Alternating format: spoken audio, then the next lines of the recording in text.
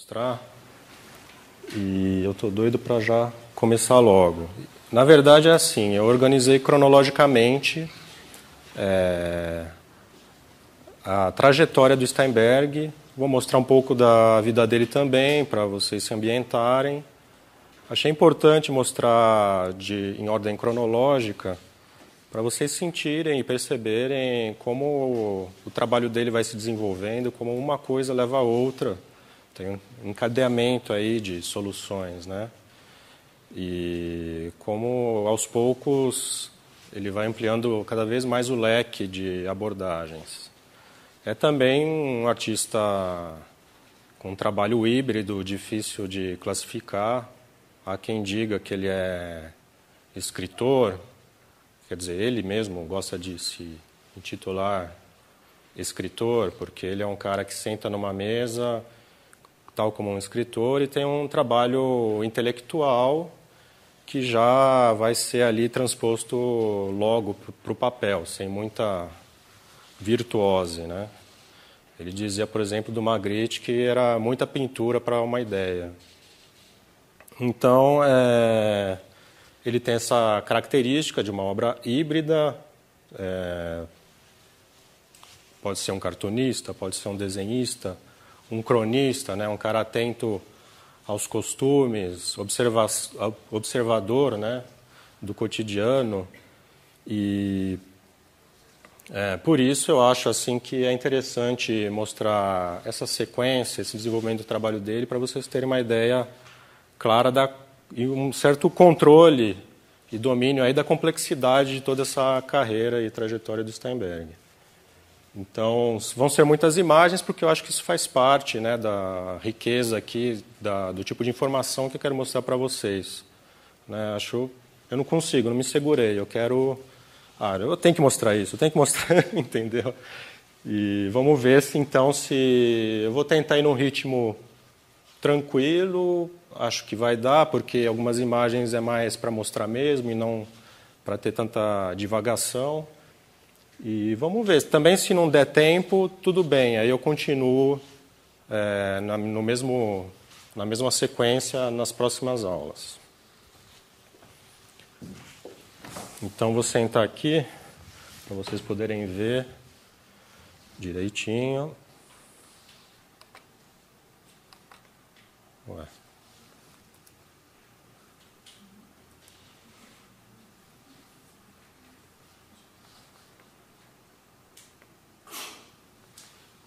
Bom, aqui é só para vocês terem uma ideia, então, do programa do curso, né?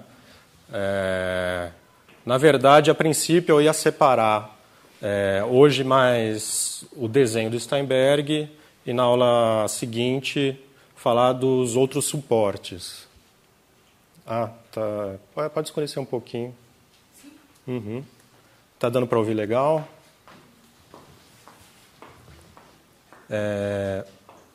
Aí, como eu tive essa ideia de apresentar em ordem cronológica, então eu vou fazer isso, dividir a carreira dele em duas partes. Hoje a gente vai só até 1950, e aí na aula que vem a gente vai até 1999, que foi quando ele faleceu. Acaba sendo, hoje vai ser mesmo mais sobre o desenho, porque esse período aí de 1914 até 1950 tem um predomínio do trabalho dele como cartunista e desenhista. Aparecem também já experimentações com fotografia e trabalhos para mural. Eu vou falar um pouco disso, mas é na segunda parte que eu vou abordar mais, então, essa experiência do Steinberg com trabalhos tridimensionais, coisa e tal. Aí, na terceira aula, eu vou falar do contexto, quer dizer, como ele foi influenciado e quem ele influenciou. Né? Esse personagenzinho, por exemplo, narigudo aqui que a gente está vendo, esse homenzinho sintético influenciou meio mundo, né? No cartoon, o humor mudo dos anos 50, 60 foi muito influenciado pelo Steinberg. E aqui a gente pode falar, por exemplo, no Brasil, da geração Pasquim, o Milor, exato. O Milor foi quem difundiu, né? Mostrou para todo mundo, para o Ziraldo, para o Jaguar, Fortuna, Borjalo, o trabalho do Steinberg. E todos foram, quer dizer, quase todos ali, aquela galera foi influenciada, então, bastante pelo Steinberg. Eu vou falar de tudo isso, então, nessa aula, que é a terceira, falar um pouco também do contexto que estava acontecendo na época, as capas de revista, como eram no período em que ele foi capista, designers que foram influenciados pelo Steinberg, coisa e tal. E aí, na última, então, seria só sobre o Steinberg e o Brasil. Aí eu falo um pouco da primeira capa que ele fez, né, que foi para a revista Sombra, número 1, em 1940. Uma coisa que eu acabei encontrando enquanto eu fazia a pesquisa de mestrado, porque ninguém sabia. A Steinberg Foundation só tinha ouvido falar que o Steinberg já tinha colaborado para uma revista brasileira que se chamava Sombra. A única coisa que se sabia. E eu, pesquisando nas bibliotecas e na USP, acabei encontrando, né? E tomei um susto enorme. O número 1 de uma revista brasileira e era a capa do Steinberg. Depois ainda, conversando com a Sheila da Steinberg Foundation, a gente percebeu que era a primeira capa dele, da carreira dele, né? Ele nunca tinha feito uma capa antes. Então, tem isso, tem essa experiência dele com os Tivita, né, que foram agentes do Steinberg. E também tem, então, depois, em 1952, a vinda dele para o Brasil. Ele expôs no MASP e viajou pelo país, foi para o Nordeste, para Manaus. E é muito bacana todo esse material. Eu vou mostrar, então, para fechar a última aula. E é isso, então vamos que vamos. Aqui eu vou falar rapidinho, então são os artigos e pesquisas que eu já fiz sobre ele. Aqui é o que vocês estão vendo aí, que eu estou passando, é a pesquisa de mestrado que eu fiz na FAUSP e terminei em 2007. Quando eu comecei a pesquisa, não tinha muita coisa assim. Eu senti a falta de um estudo sobre toda a carreira do Steinberg. Não havia isso. Ele tinha acabado de morrer em 1999 e faltava ainda assim essa retomada, o pessoal pegando esse artista fundamental e passando a limpo. E eu tentei fazer isso, foi uma loucura, deu nesse trabalho enorme, levantei muita informação e foi uma experiência muito legal com a Steinberg Foundation. Eu comecei a encontrar material sobre o Steinberg que tinha a ver com o Brasil. Por exemplo, o texto do Flávio Mota sobre o Steinberg, o Flávio Mota, que foi professor da FAO. E eu comecei a mandar para a Steinberg Foundation. Olha que legal isso, olha isso. E, em troca, a Sheila, então, começou também a me ajudar e mandar materiais incríveis que eu não poderia encontrar nunca aqui no Brasil. E foi uma experiência muito legal, então, que gerou esse trabalho. Aí, quando eu estava no finalzinho, saiu esse livro aqui, que é o Illuminations. Eu concluí o trabalho um pouco antes, em desenho, né? Concluí em janeiro, não lembro direito, mas um pouco antes saiu o Illuminations, que era um pouco o que eu queria fazer, né?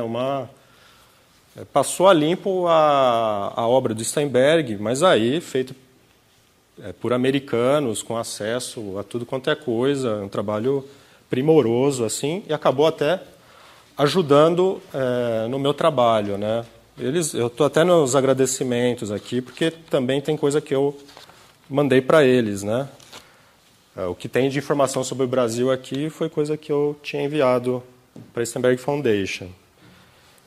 Agora, no caso dessa pesquisa, eu também estou muito mais centrado, né, se for comparar, na relação do Steinberg com a área do design, com a área editorial. Então, ele como cartunista, as revistas, todo esse contexto. Eu falo muito mais, por exemplo, dos outros cartunistas que foram influenciados por ele. Tem todo esse tipo de informação que não é abordado no Illuminations.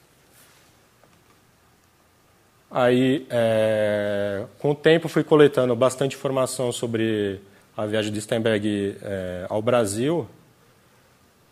Inclusive, a gente acabou, eu e a Sheila, né, acabamos levantando aí desenhos sobre cadernos de anotações, né, que ele fez durante a viagem. Ela às vezes suspeitava, mas não tinha muita clareza, então me mandava por e-mail mesmo as imagens. E eu começava a fazer uma pesquisa. Olha, isso daqui está parecendo que é a Itália, mas não é, é o Brasil e tal. A gente foi levantando bastante coisa. Com o tempo, a Roberta também passou a fazer Roberta Saraiva, que fez a exposição do IMS, também começou a levantar bastante informação e material, foi para os Estados Unidos. E aqui também é um artigo que saiu numa revista de quadrinhos, a Ragu. Aí eu falo só sobre o Steinberg no Recife. Também com esse material da viagem dele, esses cadernos de anotação, né? Interessante ele desenhando os brasileiros. E por fim, aqui então é o catálogo do IMS, que fez uma belíssima exposição, né, com curadoria então da Roberta Saraiva. E nessa publicação, nesse catálogo da exposição, nós cruzamos os dados que nós tínhamos e fizemos, com 40 páginas, um trabalho, aí, um texto com muitas imagens sobre a viagem dele ao Brasil. E nesse ano, agora, em 2014, eu fui convidado por uma revista de Buenos Aires, científica, para escrever sobre Steinberg.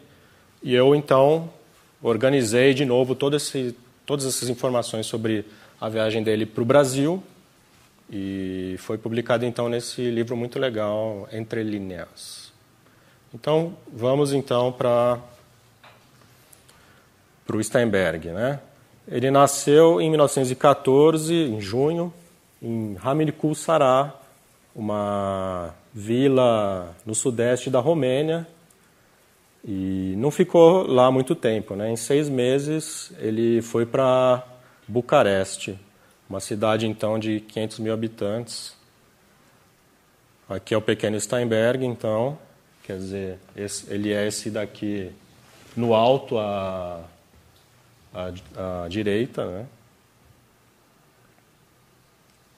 Aqui é o Steinbergzinho com 6 anos e a irmã dele, a Lika, que eles foram próximos, muito próximos, e ela depois virou uma artista plástica.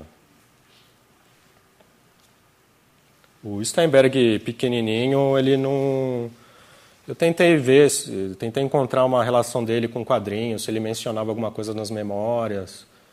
Nada de cartoons, quadrinhos, nem brinquedos ele tinha. Mas era um garoto muito atento aos objetos, um tanto assim observador e sensível, pelo menos é o que ele tenta passar nas memórias. E o pai dele era um impressor e trabalhava com livros, e esses elementos tipográficos, então, faziam parte ali da vida do Steinberg, né? Aqui, então, é Bucareste, um antigo cartão postal, aí já em 1924. O Steinberg, ele tem uma relação complicada com a Romênia, né? A coisa começou a ficar pesada por lá. Era judeu, né? Quer dizer, Steinberg é judeu, e lá ele se diz que ele era um patriotinha até os 8, 10 anos. Depois ele passou a não curtir mais a Romênia, porque eles foram... A barra era pesada mesmo, começou a ter todo tipo de perseguição aos judeus. Era um lugar opressor, né? Então ele tentava se tornar invisível de algum modo. E havia os pogroms, né? E, enfim, ele depois tentou Aqui é ele com a família, o Saul, então, o pai é o Moritz, a mãe é a Rosa e a Lica, né? Isso no Mar Negro, em 1926. O pai, como eu já falei, ele imprimia, encadernava livros e depois passou a fazer caixas de papelão. Então, são elementos aí que faziam parte da vida do Steinberg jovem. E ele lembra bem, recorda bem dos blocos de tipos, coisas que depois, mais para frente, a gente vai fazer uma analogia com o modo como ele trabalhou com os elementos gráficos, né? Quer dizer, ele já pequeno já manipulava de algum modo os elementos tipográficos, elementos gráficos.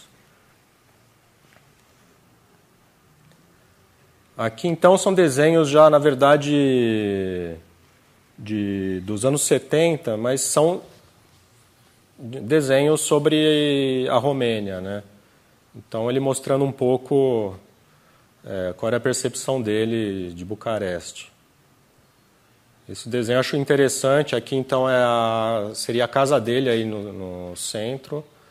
E ele sempre dá uma atenção grande para a diversidade de arquiteturas, né? Então, ali a gente tem um art decozinho também ao lado. E o que eu acho bacana do desenho, também de 78, ele criança, né, ele em si resolvido de um modo exagerado. O adulto, você vê só os sapatos, né, praticamente, e a perspectiva, né, uma perspectiva assim, que seria de alguém que está olhando de baixo.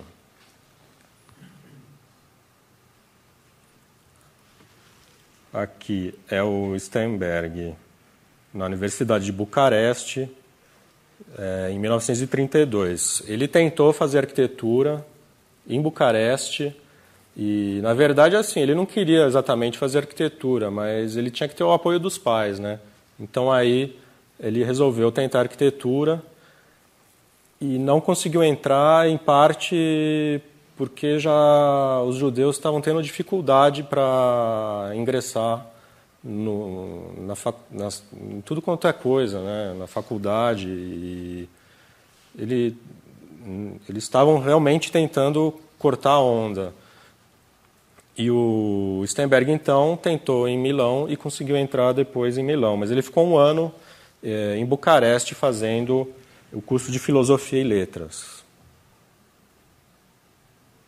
Aqui ele, então, já em 1933, na Regio Politecnico de Milão.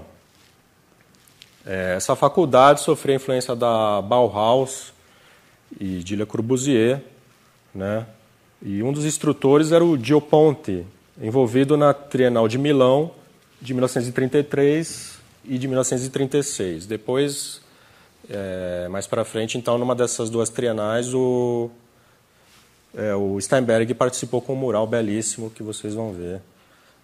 E aqui, então, era o Steinberg em Milão, né? Ele saiu daquele ambiente um tanto opressor para ele, na Romênia, e foi para Milão, um lugar mais...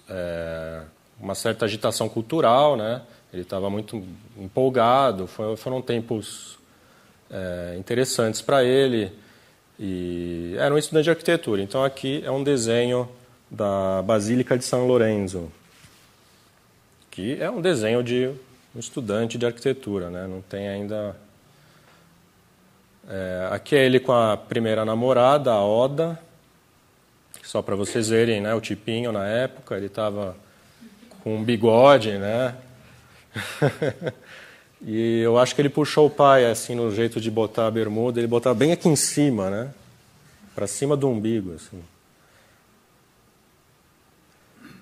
E aqui é o Bar del Grillo. Esse desenho também é dos anos 70, faz parte dessa série que ele fez, meio num esquema de cartão postal, né? Tem toda essa abordagem, assim, e acho bonito porque ele tem um lado um pouco sisudo do cartão postal, assim, mas personagens peculiares, assim, andando pelas ruas. E o Steinberg chegou em Milão, ele ficou um pouco em hospedagem de estudantes e tal, até que encontrou um espaço aí no Bar del Grillo, no andar de cima, então um quartinho para ele. Era um bar que esse lugar ficava muito próximo à faculdade, né? Bem encostadinho mesmo. Aqui então é ele nesse lugar, no andar de cima do bar, já desenhando. E aqui é um desenho do espaço, um desenho que ele fez desse quarto.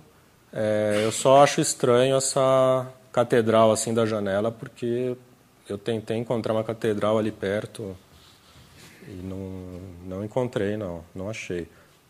Pode ter sido uma brincadeira dele. Aqui um desenho também de estudante, e o interessante, um desenho bonito, né? E o que eu acho interessante é o modo como ele resolve a perspectiva. Então, tem muito a ver com o que se fazia na Itália na época. Vale lembrar que o De Chirico morou ali naquele momento, né, naquele período, e exerceu uma influência muito grande sobre os artistas. Inclusive, dá para olhar para esse desenho e também se lembrar da Lina Bobardi, né, que também morou em Milão nessa época. E essa perspectiva na qual você em geral bota a linha do horizonte lá em cima, e você tem todo o campo do papel para desenhar, você pode usar muito mais, né? Aqui também um desenho da época, é estranho, né? Porque parece uma área externa, assim, mas ao mesmo tempo decorado como se fosse interna, enfim. Macchina inutile, está escrito ali em cima. Esse também é um desenho da época, muito interessante, né? Porque tem essa brincadeira também com essas perspectivas, esses espaços que são vários, inclusive, né? Não é só um, essas portas que levam para outras portas abertas e um corredor infinito. Depois vou mostrar de novo depois mais para frente esse tipo de solução em alguns trabalhos dele. Bom, o Steinberg, então, em 1936, estreou na Bertoldo, que era essa publicação de Milão. Eu vou falar aqui, o que a gente tem aqui é uma prova, é o número 1 de teste, na verdade, né? Então, a capa do número 1 da Bertoldo, um teste. Essa publicação nasceu da iniciativa de Cesare Zavattini e Angelo Risoli. E eles brigaram e logo o Zavattini saiu fora. Mais para frente ele foi para rival Sete Bello.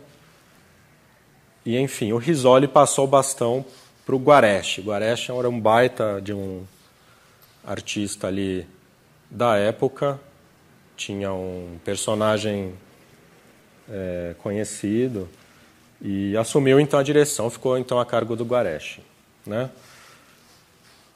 Aqui é, então, de fato, o número 1 oficial, né? E é interessante observar a variedade de estilos, né?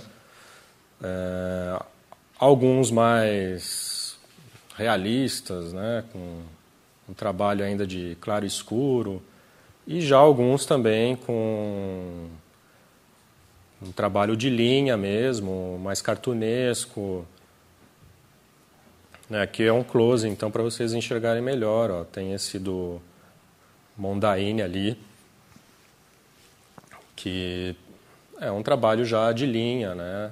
Quer dizer, então o Steinberg não inventou esse cartoon sintético, com esse desenho a traço, não foi uma invenção dele, mas ele com certeza desenvolveu assim de um modo muito original essa proposta, né? Aqui é então uma reunião do grupo da Bertoldo. O Steinberg não está aí. E esses são alguns, vou mostrar alguns dos colaboradores mais importantes. Esse é o Guareschi. O que é legal ver aí é esse uso de elementos, seriam clichês de jornal, elementos gráficozinhos. Isso o Steinberg viria a empregar bastante no trabalho dele. E aqui, então, a gente vê que na Bertoldo alguns artistas já faziam isso e influenciaram, dá para dizer que influenciaram o Steinberg, né? Isso era influência de tudo que estava acontecendo nos movimentos artísticos, né? Com certeza. Aqui é o Mosca, né? Eu acho que talvez foi o cara que despertou o interesse especial no Steinberg, né? O que eu sei é que o Steinberg, quando foi se apresentar na Bertoldo, ele chegou com uma pasta, mostrou vários desenhos e mostrou um que era um personagem cartunesco e da boca estava saindo uma nuvem. E na nuvem estava dentro escrito um texto que pedia, por favor, eu queria fazer desenhos para os textos do Mosca, né? Então ele se apresentou falando que queria trabalhar com o Mosca. E o Mosca tem esse desenho, que é um desenho bastante assim... Tem uma certa limpeza, né? A princípio, um desenho de traço, já algo de um desenho moderno, né? Mas não tem uma relação direta com o traço do Steinberg, né? O nariz é um nariz rechonchudo, os olhos são arregalados, os personagens, isso não tem a ver diretamente com o trabalho do Steinberg. Agora, o que eu acho interessante a gente reparar aqui é esse primeiro desenho já traz soluções como esses detalhes estilísticos, né? Quer dizer, um rococó, uma coisa oitocentista, que depois viria a aparecer no trabalho do Saul. E o outro desenho, com um estilo até um pouco diferente, que era o mais habitual, na verdade, é um personagem também já manipulando um elemento que é um número, né? Um elemento gráfico. Ele virou uma espécie de objeto, uma coisa que viria a ser fundamental depois no trabalho do Steinberg. Aqui é um outro artista, que é o Mondaini, e ele foi influenciado, ele já apresentava um desenho, que era um desenho também moderno, né, de traço, depurado, também um traço que não tem a princípio tanto a ver com o do Steinberg, e depois ele foi influenciado pelo Steinberg. Então, alguns artistas da Bertoldo sofreram essa influência do Saul, né? Então, esse segundo cartoon aqui com o urso já tem, a gente percebe claramente um nariz Steinbergiano. E vamos falar do próprio, né? Então, o primeiro cartoon do Steinberg é de outubro de 1936. Então, ele chegou na Itália em 1933, 3 anos depois ele estava publicando o primeiro desenho dele na Bertoldo. Ele não assinou Steinberg, ele assinou Xavier, ele achou que ia ser muito diferente, um nome que começa com X, né? E fez, então, já...